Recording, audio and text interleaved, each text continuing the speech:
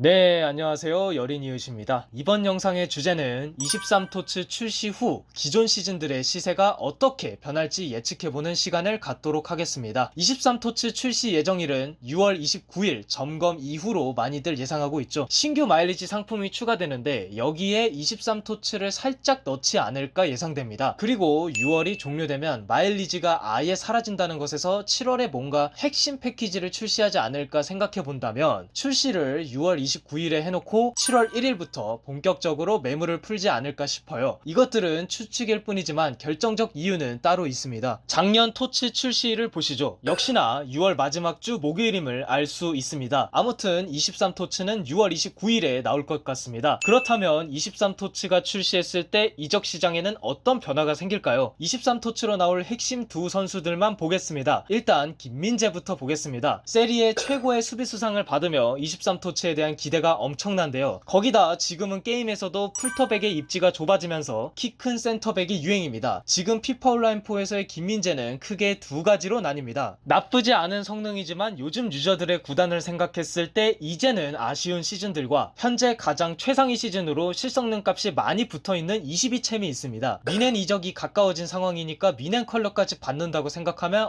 어마어마하네요. 여기에 1카가 오버롤이 못해도 최소 한 111 이상으로 추정되는 23토츠라는 돌이 굴러들어오면 박힌 돌들에게 당연히 타격이 가겠죠. SPL부터 보겠습니다. 서민인데 김민재를 꼭 쓰고 싶다면 이 시즌을 많이 고르죠. 실성능 값이 조금 붙어있어요. SPL 은카 오버롤이 109잖아요. 109 재료비까지는 어렵겠지만 타격이 분명 있을 겁니다. 특히 23토츠 출시 직후는 패닉셀 때문에 최저점을 기록하게 될 텐데 이땐 재료값까지도 내려갈 수 있습니다. 아마 4카까지는 재료비가 될 것 같고 은카는 겨우겨우 재료비는 피할지라도 최소 20억은 내려갈 것 같습니다. 23토츠 출시 직후 패닉셀 시기만 넘기면 다시 오르긴 오르는데 출시 전 가격만큼은 못 간다고 보시면 되겠습니다. 다음은 22챔스입니다. 이게 메인이죠. 6월 20일 기준 22챔 김민재의 1카와 은카는 각각 200억과 2000억입니다. 23토츠가 나오면 1카는 재료비에서 크게 벗어나기 어렵습니다. 1카는 모먼트가 아니라면 실성능으로 거의 안 쓰거든요. 근데 더 좋은 1카가 나오니까 자연스럽게 22챔 김민재 1카는 재료비 근처까지 내려가지 않을까 예상됩니다. 미넨이든 맨유든 1티어 팀 컬러가 추가된다면 어느 정도 반등은 하겠지만 100억도 어려워질 것 같습니다. 그럼 은카를 볼까요? 22챔 은카는 23토츠 출시 직후엔 엄청 떨어지겠죠. 바로 패닉셀 때문입니다. 근데 22챔 은카가 23토츠에게 지더라도 22챔 은카를 아예 공식 경기에서 보기 어렵게끔 차이가 나지는 않을 거예요. 패닉셀 시기가 끝나면 다시 반등할 겁니다. 근데 2000억까지 가느냐? 그건 장담 못해요. 아니 그래서 김민재 22챔 은카를 팔라는 겁니까? 말라는 겁니까? 22챔 은카를 실성능의 이유로 들고 있는 분이라면 굳이 수수료 떼고 패닉셀에 동참할 정도는 아닙니다. 그러나 2000억에서 어느 정도는 깎일 거니까 알고만 있으세요. 하지만 실성능은 아니고 언젠간 팔 건데 지금 들고 있다? 그럼 출시 전에 얼른 던지시는 걸 추천합니다. 그럼 다음 카드로 넘어가겠습니다. 레시포드입니다. 홍구 시즌이 나오면서 기존 대장이었던 21토치가 확 내려갔던 기억이 있네요. 지금은 다시 어느 정도 반등했지만요. 23토치 레시포드가 나오면 21토치와 홍그 레시포드의 가격은 어떻게 바뀔까요? 먼저 홍그입니다. 1카 가격만 봐도 진짜 비싸긴 해요. 1카가 왜 저렇게 비싸냐면 은카 오버롤이 113밖에 안 되는데 저게 저 가격에 팔리니까 강장으로 쓰려고 장사꾼들이 붙은 거예요. 근데 23토치가 나오면 홈그 레시포드를 더 이상 강장을 하려고 할까요? 저는 아니라고 봅니다. 즉 홈그 레시포드 1카의 높은 가격을 형성시키고 유지시켰던 장사꾼들이 빠지게 되면서 1카 수요는 자연스럽게 감소합니다. 1카가 떨어지니까 오버롤의 한계에 의해 은카도 자연스럽게 떨어질 수밖에 없습니다. 그렇다고 1카가 재료비까지 확 떨어지진 않습니다. 23토츠 레시포드가 홈그를 이기겠지만 홈그는 더 이상 못 쓰겠네? 까진 아닐 거라고요. 그니까 얼마까지 내려갈진 단정짓기 어렵지만 1카를 만약에 지금 들고 있다? 그럼 은카를 만들어서 팔거나 1카 그대로 당장 파세요. 23토츠 나오고 패닉셀 끝나면 조금 반등하겠지만 예전 가격까지는 거의 힘듭니다. 다음은 21토츠입니다. 얘는 약발 사라도 건져서 실성능 값이 꽤 붙었어요. 하지만 이것도 1카가 비싼 이유가 홈그와 같습니다. 은카가 저 가격에 가끔씩은 팔려요. 기속은 맞는데 그걸 감안해서라도 만드는 저 같은 사람이 있다는 얘기죠. 결국 저 1카도 강장꾼들 때문에 성능에 비해 심하게 비싼 겁니다. 근데 23토츠가 나오면 홈그와 21토츠를 강장하려고 할까요? 예전보단 확실히 그 빈도가 줄겠죠. 강장꾼들이 사람들이 기존 시즌들 1카를 더 이상 구매하지 않게 되면서 수요가 감소해 1카 가격이 내려가고 은카도 따라서 오버롤의 한계 때문에 내려갈 것입니다. 그니까 얼른 처분하라는 얘기입니다. 나는 실성능으로 레시포드를 사용하고 있는데 그래도 던져야 하나요? 라고 물어보신다면 이렇게 답변하겠습니다. 홈그 은카를 들고 있으시다면 그건 그냥 두세요. 근데 21토츠 은카다? 그건 터쳐서 1카로 팔든 은카를 처분하든 파는 게 낫습니다. 그리고 거기서 BP 좀 모아서 23토츠 나올 때 홈그 레시포드가 패닉셀로 인해 저점까지 내려가면 그때 홈그로 갈아타시는 것이 바람직해 보입니다. 이렇게 김민재와 레시포드를 통하여 23토츠 출시 직후 기존 시즌들의 시세는 어떻게 변할지 예측해보는 시간을 가졌습니다. 주관적인 의견이었지만 결과는 여기서 크게 벗어나지 않을 거라고 확신해요. 피파 온라인4 최고의 적폐 굴리트도 이 시스템을 피해가지 못했으니까요. 아무튼 제가 준비한 영상은 여기까지입니다. 다음 유익한 영상으로 찾아뵙겠습니다. 지금까지 여린이웃이었습니다. 시청해주셔서 감사합니다.